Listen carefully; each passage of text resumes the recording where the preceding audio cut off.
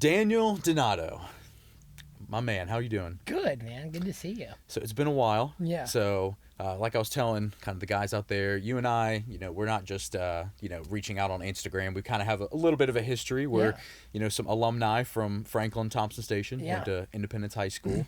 Actually had a guitar class together with Mr. Anderson. I remember I don't know if Mr. you remember that Anderson, back I in do. 20, like my junior year, your sophomore year. Yeah. Like 2011, 2010, 2011. 20. So I graduated right. at 13, so that would have been my junior. That would have been my sophomore year, so 2011, yeah. 2011. Okay, gotcha.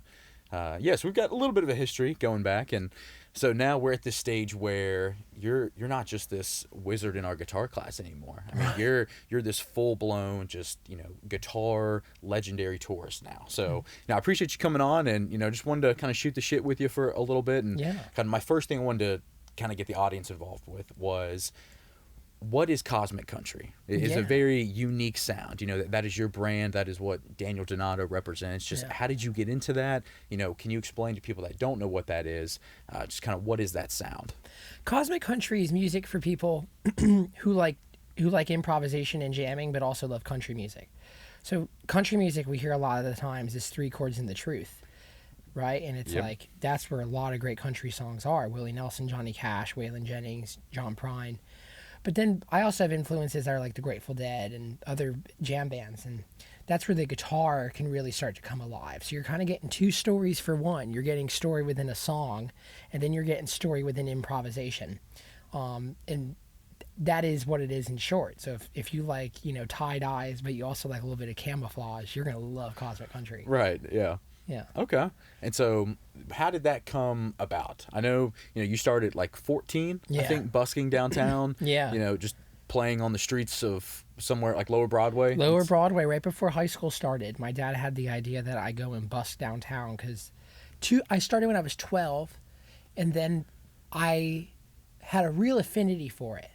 It's just like you can just tell in your life by trying out a lot of things. That's what that young part of early teenagerhood is just trying things. Yeah, getting a feel for things. Getting a feel, and like where are your natural visions and where are your natural strengths, and things that are not your strengths being leveraged in a certain field. And guitar was the thing that I found that was it for me. And I didn't even know I lived out in Nashville. I didn't even know what Nashville was. I just loved guitar, and my dad had this idea. It's like, well, let's go busk on the street. And then through synchronicity of a lot of other events happening, it just started to compound on itself. With experience and contact over contact, mentor over mentor, and opportunity over opportunity. And then also just the frequency of that you internally have of just loving to do something, that started to compound on it too. So like the more I was able to work, the more I loved it. Yeah. A lot of the times you can get a gig where you have a lot of work, but that it's asymmetrical with how much you love it. Exactly. Right. Yep. And so it's like the Japanese concept of ikigai. Okay. I'm not familiar with that. It's very interesting. The Eastern, like the Occidental approach to like a lot of philosophy is lost on like Western thinking. And so it's like this concept of ikigai is brilliant. So it's what you love, what you're good at, what the world needs, and what you can get paid for. Okay. And so if you can find 3 out of those 4, you're good. Most people find an occupation where the world needs it, they're good at it, they can get paid for it, but that foundation of actually loving it on a natural, fundamental level is usually absent to a certain degree. With music, I've been able to, through just a lot of patience, persistence, and positivity ever since I was 14, like literally every day of my life, have just been putting in time at it. And now it's like, just now, it's starting to compound on itself where we can go into cities. Like we just did Birmingham last week, and we basically had a sold-out show our first time playing there, which is freaking wild. Phenomenal. Yeah, man. Yeah. It's like, it's really cool to see that. So it's, again, the doors keep opening, Yeah, trying to find that, like, something that you're fulfilled with. Yes. I feel like that's, we could have a whole podcast just on that. It's like trying to find something you're actually fulfilled with that you can do from, the time you graduate college till you retire. Yeah. It's like that's something 90% of people can't find. Or they, like you said, they get those other 3 attributes, but that last one of just being joyous and, being fulfilled with their work isn't there. Yeah, and I think the tonalities, whether they're abstract, meta, or not, of loving something, those are really loud. Like you can really tell when somebody loves something. You can really tell when they don't, almost immediately through like a rapid cognition processing. Like you can tell when somebody loves their job or doesn't. Like Right. instantly. It's there. It's Yep. very much there. Man, I've just been really hard-headed on wanting to make music work. I've been really fortunate. It's wild. Yeah, like I can still picture in Mr. Anderson's class in there, like it's kind of like what you said earlier. There's three groups of people. There were the people that have never touched a guitar, and there's like that next tier, which was like myself and my buddy in there that we know a couple chords, and then there's the Daniel Donatos. There's the guys that are sitting there shredding. They're better than the guitar teacher himself. Yeah. And it's just like this guy is either this is all he does or he's gonna be something in a couple years. It's like he's not just taking this as an elective. It's like this guy like has power in his music. Yeah. And so now it's just crazy to look, fast forward 10, 12 years from now. It's like, holy shit, like that's the kid in my guitar class. Like Daniel's out here, he's touring, he's playing cities. He's like the weirdest story. You first popped in my head, this can sound so weird, in the shower a couple months ago. So I was listening to YouTube, and I was listening to Trampled by Turtles, ironically one of my favorite bands. And afterward there was an ad that popped up, and it was the ad of you in Colorado. There's like an acoustic version. You guys were like on the side of a mountain playing Why you been gone Why so You Been? long? Yeah, exactly. And I was like, I don't remember this on the playlist. And it was like, yeah, whatever. And just, kept washing my hair and whatnot. And I was like, this is good. I was like, YouTube actually got something right. And so then looked at it, and I was like, no fucking way. I was like, that's Daniel Donato. And so I was like, I screenshot it. I was like, that can't be the same guy. Yeah. And then that just kind of snowballed into like, yeah, this is the guy from high school that, was shredding on his guitar. And now, he's making real music, like enjoyable, this unique sound, and it puts you where you are today. Wow. That's wild. I remember that class. Also, shout out to Herd, my digital marketing team, based out of Philadelphia. They're doing a fantastic job reaching people who want to hear us and see us. Thank you for not pressing fast forward. Absolutely, yeah. I remember being in Mr. Anderson's class, and so there was Mr. Anderson and Mr. Cooper, and it's kind of like have you read Rich Dad Poor Dad, Robert Kiyosaki? Yeah, Kiyosaki. Yep. Yeah, great book. Yeah, real estate book. Yeah. Yeah. See, he kind of touched on the archetypes of mentality, though, in that book in a really brilliant way. And it was like the negative mentality of how you see the world and the positive mentality of how you see investing in time, right? So the currency of time versus the currency of currency, Right. Of the USD. I remember Mr. Anderson being very supportive of like of like how much I was playing guitar and how much I loved it. I don't know if you ever worked with Mr. Cooper. I didn't know. He was like the opposite. He was kind of this music teacher that was like... Was he the band guy? He was the band director? guy. And then when Mr. Anderson left, Mr. Cooper took over the guitar class. Okay. And he didn't love guitar. And so getting back to that thing of you have to love something in order for it to compound and ultimately reach people and affect them. I remember thinking, man, I don't want to have that relationship with music that Mr. Cooper has, where it's like you're just in it for the tenure. Not to call him out or anything, but I remember having a conversation with him not too long ago, post-graduation, of being like, yeah, I kind of got into music, just so I could find a career in education, just kind of sit there. And my ambition, I think your listeners resonate with this. I think you got to go for it to the moon, like Dogecoin. Like you gotta really like. I think your vision should be as big as it can be, almost to where it scares you. Like, how am I going to do this? And that's all I've ever been focused on, man, since I was 14. Like, not to my own choosing. It's just like it was in me, and I'm following it. It's not the other way around. Right.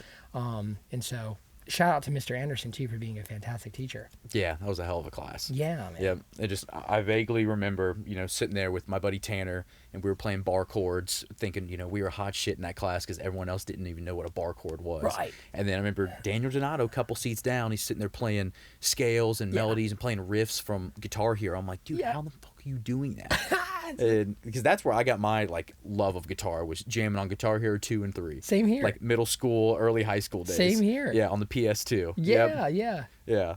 That's funny. Yeah. So what did you do after independence? Like most people, they have this hobby of guitar or whatever it is. They go to school. For you, it was, I got school during the day. I'm going downtown at night. And then at what point did you realize it's like, oh shit, I can really, take this hobby of mine and turn it into a career? Like this isn't just a passion that I have. The prospect of that was at 14, because it was, I instantly started the opportunity to start generating, and then also socially, I guess because I loved it and I had a promise for it, that the people who, just some people over in the next room here, who I saw session musicians, they started taking me in over under their wing. It's inviting me into, sessions, inviting me on stage. There's a lot of non-linear ways in which that you can make music, but you usually have to commit to one. I always loved live music. That was always a thing I wanted to do, which is way different than studio recording. Mm-hmm. And so the prospect of doing that hit me instantly at 14 when I started seeing it, and it's all I've ever wanted to do. So right after graduating high school, I was playing down at Robert's Western World, which is that honky tonk downtown. Yeah, right there on Broadway. 4 nights a week, 4 hours a night. And Okay. That was just like, holy cow. yeah, and doing really well down there.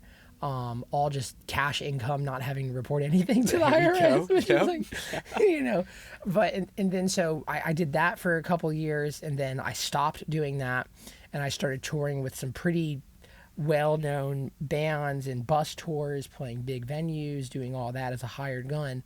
And then the idea, again, following your vision as you want to set something that can just be very large. I was like, well, I want to do this, and I want my name to be on the ticket, and I want to organize and inform the listener's experience with my own philosophy and approach to music. And so I've been doing that since 2018 full-time. Okay. It started out by emailing hundreds of venues on my own, getting, nobody to come to the show, and then I bring that to an agent, then you get signed to an agency, and then you find a manager, and then just over time, usually in a timeline that is not one of your own accord, you start to establish a cosmic circle of people of some kind who are just in it on your vision, and there's growth and income and wealth of experience for everybody to prosper and grow from, and it happens organically.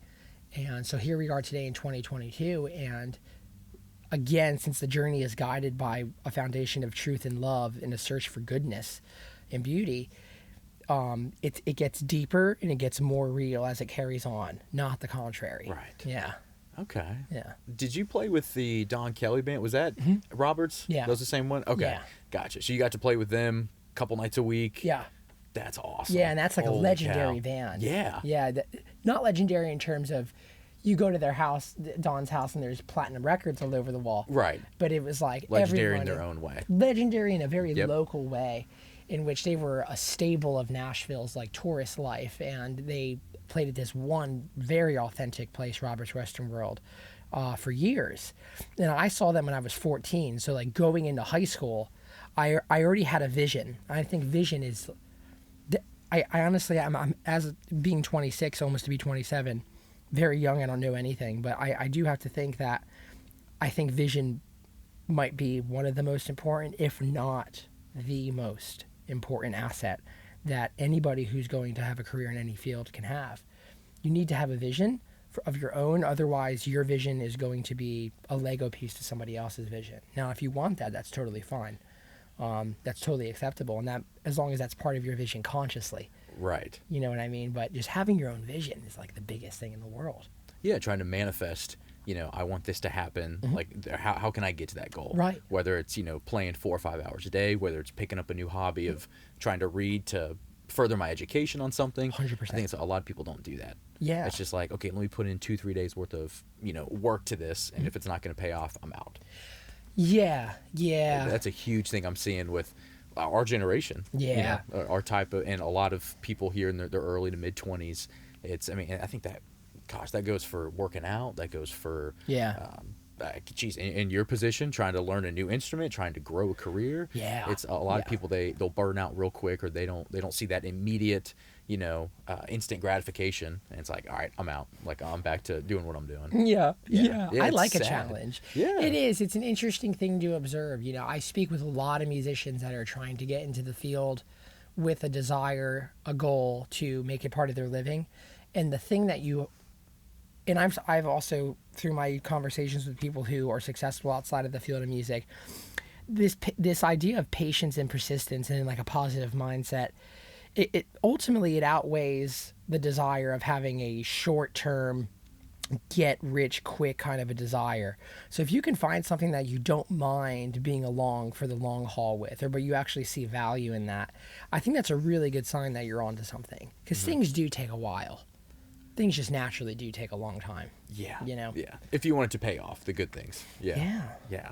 Totally. So I know this is kind of going off topic. Yeah. So my two favorite songs by you are Justice. I'm obsessed with that song. I probably account for 600 views on YouTube listening to that Nice, song. yeah. And I love that it takes me to like a different dimension. Yeah. It's like I get this vibe. And I was jamming out with Jay over the weekend. Like we were trying to pick up some of the riffs in that song. And just like the graphic designs behind the music video and just the licks you have with it. It's like there's one in particular. It's like you're on a horse going up this mountain, and then like the next scene you cut and you're like, I don't even know how to explain it. It's like you're flying into space. Yeah. You're like floating, and it's like I just want to get like stoned and play my guitar, and I'm just like lost in this. Yeah. It's like you forget about everything else, and it's just like I'm just very deeply focused on just kind of this vibe. It's just like, what am I listening to? Yeah. Yeah. Totally. Yeah, it's phenomenal. Thank you, man. That song was, so that's a great example of a cosmic country song, because like, you know, that song could be cut to where there's no long outro and it's just like a good old 3-minute song with like chorus and verse and something that touches you. But we, on that specific recording, we actually let the solo section ride out. We decided to not cut it. And that's you. like the cosmic part, right? Yeah, It's like, thank you for listening and enjoying it. Mm-hmm. But yeah, and then, you know, that's the thing about loving something is like you want to kind of be attentive and involved wherever necessary in terms of the details of how you're informing your consumer or listener, as I would identify them in my field. You know, so the music video aspect of that as well was something I was like very hands-on with, not in terms of the actual graphic design, but in terms of here are the symbolism elements, here is the hero's journey of how we're going to start it and how it's going to end, and here's the 3 acts in between. So I appreciate you for checking that out. Yeah, no, absolutely. Like I said, it's my favorite song, and you know, Jay and I were trying to learn it, and he picked it up like 75% of it in like 5 minutes. Yeah. I'm like, dude, how are you guys this good? It blows my mind. It's like I'm over here trying to finger pick like Bob Dylan songs or Fleetwood Mac. It's like that's the kind of the folk style music I like to play. It's like I can't strum real fast. I'm not good at using a pick.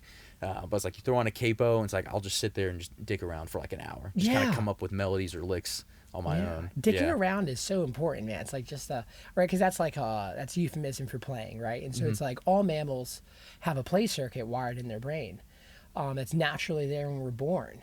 And so rest in peace, Bob Saget. What he said was, when you're having a good time, there is no time. And it's also like likening it to like Cal Newport on The State of Flow. You know, that's a great great example. Mind in the field presently, in which your listeners can go and listen to and consume some of his great ideas on flow, in focused works of focused states of work where you're not attending to anything except one topic for 4 hours. Playing, man, that's like one of the most important things you can do in your life is to find a way to play. You know, or finding an dicking escape around. for that. Yeah, man, absolutely. Yeah, no, that's definitely mine with guitar. It's like I'm light years away from, you know, even you at your beginning. I'm probably nowhere even close to that. Well, but yeah, that's my escape at the end of the night. It's like, all right, let me pick up. I've got like a cheap little $40 like acoustic nylon that I'll play. Oh. And so it's like it's real easy calming. So I'll just play that for like 15, 20 minutes. And that's kind of like my wind down every night. That's my play, you know, if you will. Yeah. Hell yeah, it's great. It's way better than consuming something that might be on, you know, social media or something that you're not necessarily the full producer of the experience of. You know, if you can play and do it with something that's actually building a skill, especially in terms of just like, you know, why it's getting your nervous system better, because like, you know, I could go into details of like myelin sheath and how that's a really fascinating concept on terms of like how the more times you repeat a certain physical task, that's like you do with working out, the less electricity leaks from those specific nerve endings, so you actually get more efficient at it. And so like literally doing a physical task that you are focusing your consciousness on, in which you actually lose the anxious awareness of time, which is not fully necessary at all points in the day. You don't need to be aware of time all the time. You can let time go. I agree. Yeah. If you can do that every day and actually find meaning in it, It makes your mental state better, it makes your physical state better, and it makes your external world state better because you can kind of go to your community or your tribe and be like, hey, look at this thing I learned from dicking around on. Exactly. And yeah. so it's like a win all around, man. So kudos to you for having that relationship with guitar and having defined it. Mine was way unhealthy at first. It was like, Okay. What was it? It was, so school would start at 7:30 and it would get out 2:37, and I would be up at 4:30 practicing before. I would practice during all elective hours in which I didn't necessarily have to be involved in a class of some kind, and then I would practice all the time afterwards. So it's kind of an unhealthy relationship because like your social life isn't like the portfolio of your social life isn't yielding the gains that you want. And then also like internally, the dialogue you have with yourself when you're that focused on a goal is usually not healthy. Yeah. Yeah. So, Okay. but having said that, I'm glad I had that period of my life where I was using that young teenage amount of focus to really go into one asset of knowledge. And now that I'm getting older, I can kind of play, 3-4 hours a day and not be like, well, you're fucking up because you're not going at it 12 hours a day. It's like, no, you had 10,000 hours plus that you already put into this. It's like, it's okay. 3-4 is okay that. now. Yeah. Yeah, totally. Gotcha. Yeah. Okay. Where did you get your passion to sing? Because I know, was that always something that you were like, okay, obviously I'm going to play guitar. Yeah. I want to incorporate singing with it, or was that something you developed playing at Roberts, Yeah. or how did that kind of come about? It was rather nonlinear. It wasn't something I could trace to like a lot of people in the a lot of the populace of singers usually start at an age where they don't even really know any different because their family gets them into singing or their church gets them into singing or something like that. Mine was more loving guitar, loving music, and then once I was able to understand that part of it in a way to where I wasn't at it like 12 hours a day anymore, it's like, well, what about lyrics? Okay. So it was really through songwriting. It was really through Bob Dylan, Robert Hunter, who wrote a lot of the Grateful Dead songs, Friend of the Devil, Charlotte Begonias, Touch of Grey, all those Did he hits. write Fire on the Mountain? Yeah. He did? Okay. Yeah. Yeah, so that's one of my favorites. Me too, man. So Yeah. it's like, it was really through the love of lyricism in writing. Like I always loved reading and I always loved writing. And so that's where that came in. Okay. And it was very much like guitar where I was never really trying to be anybody else just except myself with being a singer. So I never really copied any singers or anything like that. I just kind of started singing and I hit the road and I would just listen to myself all the time, constantly just reviewing from a critical space of, a day after the performance and then just seeing how I can improve and feel like more like myself. And just organically grow it It's all each day organic. from that. Okay. Yeah. Gotcha. No, it's interesting. That's Yeah. a good point. Do you have hobbies outside of, I know you mentioned reading. Is Reading. that something you try to do in your very little free time outside of guitar, or are there Yeah. other things outside of reading? You don't seem like the big video game kind of junkie like that. Like I haven't touched video games since like Guitar Hero. Yeah. And I was addicted to that after school for 6-7 years, like thinking I'm like, what's his name? Axe, whoever the main character is on guitar, or Slash. I forgot what it was. There but was like a Slash. I think you could like upgrade your skin to be Slash. something like that. Yeah. Mine's like so I think if it comes down to vision. So I like to exercise, I like to read, I like to do my podcasts, and I also like to hang out with friends and family. But it all informs my vision of who I'm going to be and who I am today. I think a great concept in terms of because there's a difference between vision and a goal. Goals are assets of the vehicle of vision, in my opinion. So I think a great concept on how to just formulate a vision and just see what it is, because it is abstract. I think that Matthew McConaughey video when he won the Oscar awards. Ooh, okay. And he's talking about who I am today, who I am 5 years from now, who I am 10 years from now. So everything I do informs my vision. The people I spend my time with, the podcast guests that I talk to, being on yours, which I'm so thrilled to be here today, reading, just overall consumptions of conscious experience. Right. Right. That's all you're ever doing is just consuming conscious experience.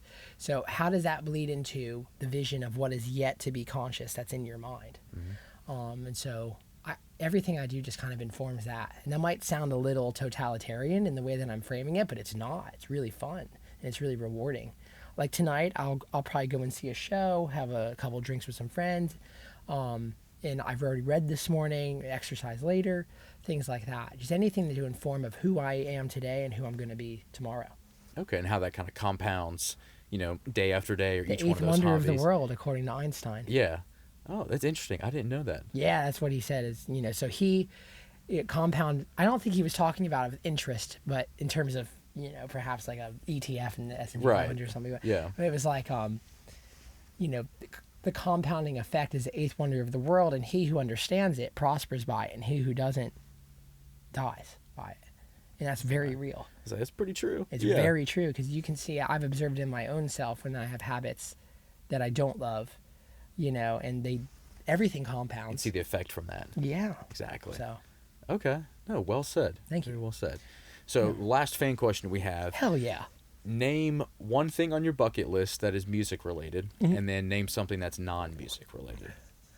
Oh, cool. A little double dip here. Yeah. I would say bucket list would be sell at the Ryman. Okay. I want to sell at the Ryman Auditorium very badly. That's my goal right now. Okay. And I think about it every day. Before I go to sleep, when I wake up, driving 1 a.m. in the van to the next gig. I don't think that's far from your future. To sell that out. Have you played there before? I have played there, but it's never Okay. been Daniel Donato Cosmic Country. Like a soul. Sold the fuck yours. out. Okay. Yeah. Okay. Like so sold out that my manager can't even get people in. Like I want it to just be one of those things. And it's just such a historic venue, man. I used to busk out in front of it. And so it's like kind of the archetypal hero story, Mhm. And one thing that's non-music related would be to like find a girl and like have a family and like a nice plot of land out in Leaper's Fork. All right. The American dream. The white Yeah. picket fence. Yeah. Okay. Yeah. Cosmic Country Ranch. Yeah. There you go. Okay. That would be it. And the Ryman, isn't that walking distance from Roberts? Yeah, it's like 24 steps away. Okay. You know the exact step. Yeah. Okay. Well, I knew it was close. It had to be like a building or two off. But There was a number of years where I was too young to be in Roberts after I was playing. And so we would get paid in cash every night. And so the band leader, Don, would go into the back storage room where they would like store like the frozen chicken fingers and like Cisco ketchups and barbecue sauces. And I would just be waiting out behind Roberts, which the back door, if you go out behind Roberts, it looks at the Ryman. Oh, it's like And a so- straight shot there. Straight shot. Okay.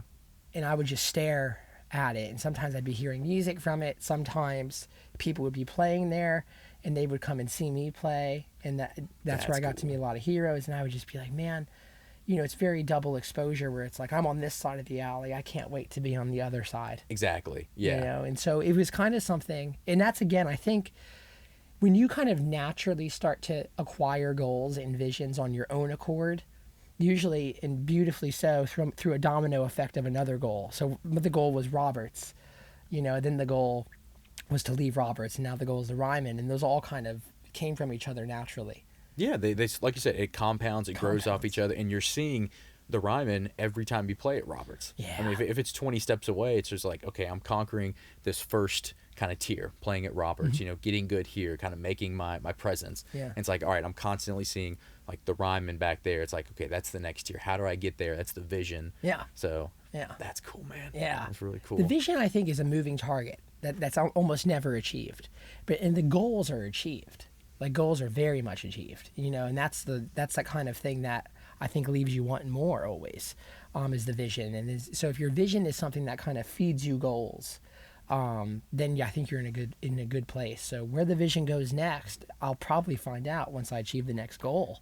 Right. Because that's how it's been since I was 14. It was like, okay, I achieved that, and then almost immediately, almost within the minute of having the goal, the Something universe is new. like, okay, here's the next one. Yeah. Yeah. And You're it's not like- settling on that previous task or that previous goal. Right. It's like there's something that's always, how can I build upon? Like, Always. what's the next challenging task I can get to? 100%. Yeah. God, that's awesome, man. Well, yeah, we'll be there, somewhere in the crowd when you sell at the Ryman. I can't for the wait. first time, man. I can't wait to get a notification or email from Ticketmaster. It's like Daniel Donato, Cosmic Country, March 28th at the Ryman. I'm like, Whoa. holy shit, he did it. Hell yeah. Yeah. Hell yeah. Thank you for that. Yeah, I cannot wait, man. It's gonna be Me too. fun. I'll be repping all my Cosmic Country gear. My Let's big go. Daniel Donato sign hanging up. Yeah, Right exactly. on. Cool, man. So my last segment, Mm-hmm. just thought of it, we're gonna play a little game. So it's gonna be called "The Doctor Is In." Mm-hmm. So I'm going to ask you a series of words, and I just want you to spit off the first thing you think of. Sure. It can be good, bad. It can be personality trait, just whatever the first thing you think of. No filter, whatever you want. We'll say it. All right. All right. First one, John Mayer. Archetypal master Good of one. individuality. Ooh, Yeah. good one. All right. Dolly Parton. Siren, angel, timelessness. Mushrooms. Must do. Jack Daniels. Why I love Tennessee. An out-of-tune guitar. Metaphorical to how you are sometimes also out of tune as a person, and you just got to get in tune with a little patience. Aliens.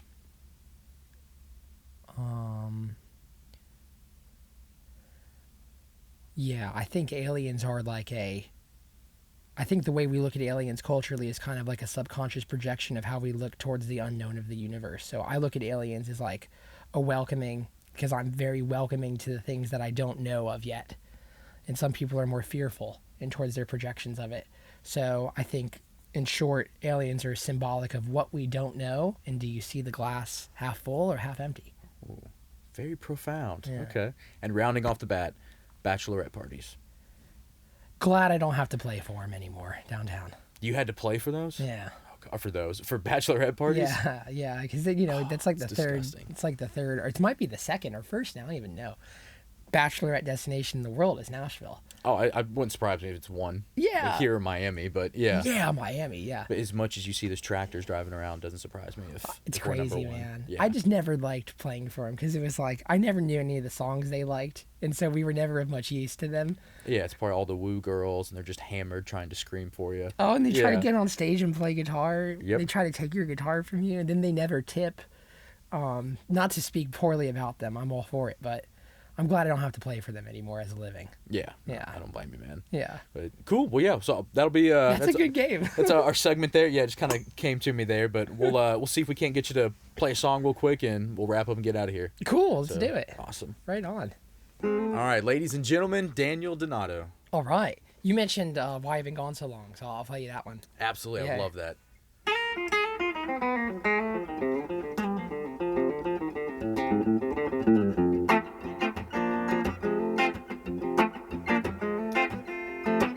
Every time it rains, Lord, I run to my window, and all I do is wring my hands and moan.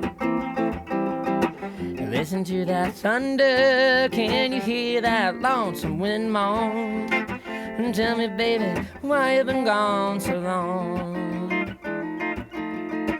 Tell me, baby, why you been gone so long? You've been gone so long now. Tell me, baby, why you been gone so long? A wolf scratching at my door, Lord, can you hear that lonesome wind moan? And tell me, baby, why you been gone so long? Play the guitar.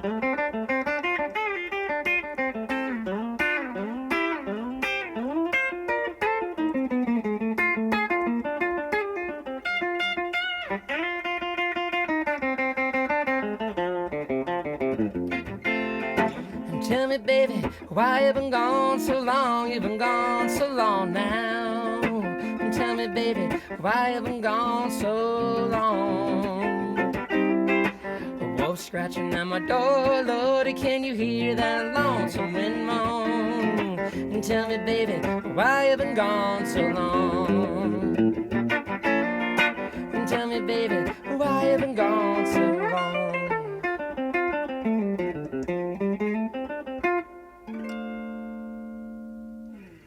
Holy shit, man! I feel like I just unlocked like a cheat code watching Yeah. you play guitar, Like dude. the green, left, right, right. Yeah, and you get, like, exactly. infinite life. Just unlocked this new level. Yeah, unbelievable, man. man. Cool. My God. Well, yeah, thank you so much for coming on. Like Yeah, I said, Andrew. this was probably one of my favorite interviews I've ever had. Likewise. And it just also our first one in person too, so it makes Yeah. a big difference. But being Wow. being a hometown kid and growing up great. with you and now seeing 10 years later, that kid in my guitar class is now a living legend, touring the country. He's in Nashville, so really appreciate it, man. It really means a lot, and I hope to obviously see you in the Ryman. Maybe when you get back from your tour, I don't know. I'm going to be waiting for that notification that says, Yeah. get your tickets, Daniel Donato at the Ryman, and we're going to be first in line there waiting, man. Man, thank you so much, and congratulations to you and your journey. And one thing I just want to leave off with your listeners, man, is I think just the biggest thing in life right now that I'm vibing off of is don't let anybody tell you what your vision is, and form that on your own accord, and stay patient, persistent, and positive. I love that. Nothing. Yeah, Yeah. love that. Good luck to you. Yeah, you too, brother. Thank you, Thanks. brother. Yeah, man.